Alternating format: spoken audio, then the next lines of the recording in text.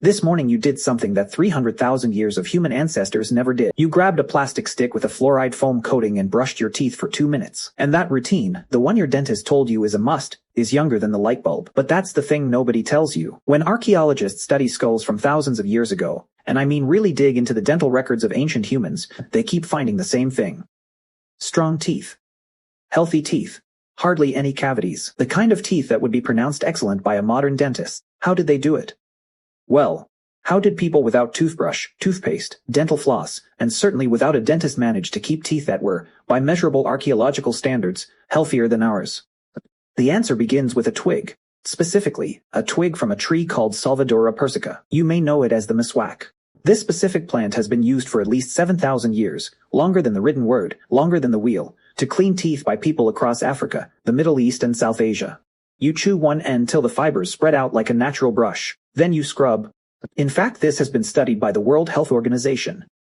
What they found, their research found the miswak sticks had natural antibacterial compounds, natural fluoride, and abrasive fibers that are effective in removing plaque. Today, some 700 million people use it as a primary or secondary method of cleaning their teeth.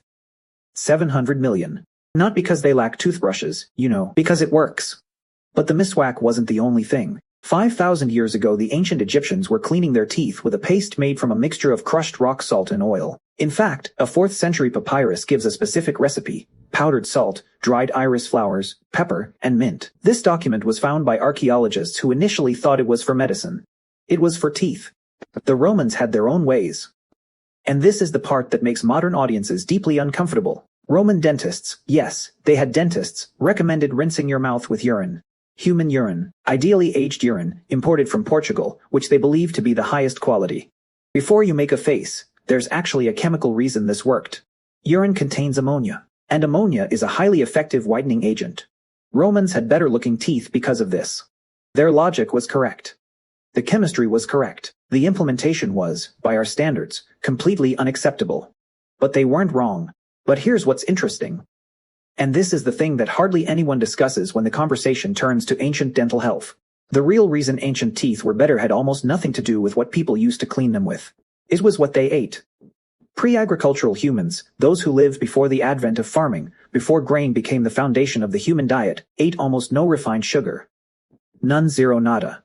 Their carbohydrates came from roots, fruits, and tubers. Food that was fibrous and chewy. Food which was scrubbing the teeth from the inside as you chewed it. And all that chewing stimulated saliva production, which matters more than most people realize. Because your mouth has a natural defense system, saliva. It remineralizes your enamel. It neutralizes the acid. It's a natural self-cleaning process that your body performs all day, every time you chew. Then came the farming. About 10,000 years ago, humans started to farm grain in large scale.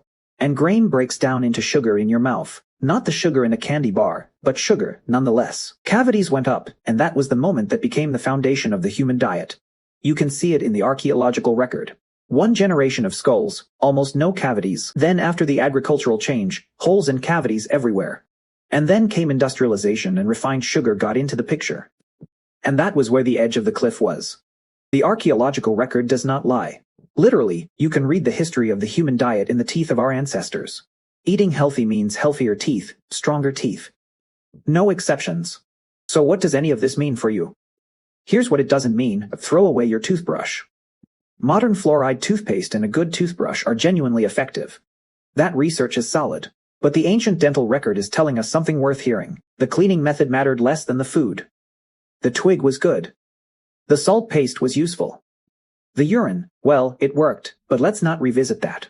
But the single biggest reason ancient teeth were healthier was a diet that didn't constantly attack them in the first place. Your dentist is not wrong about the toothbrush.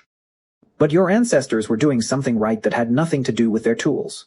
They were eating food that didn't destroy their teeth before they even had a chance to clean them. And the irony is that we have better tools than any human civilization in history, and we have worse teeth than most of them. That's not a coincidence. That's a diet.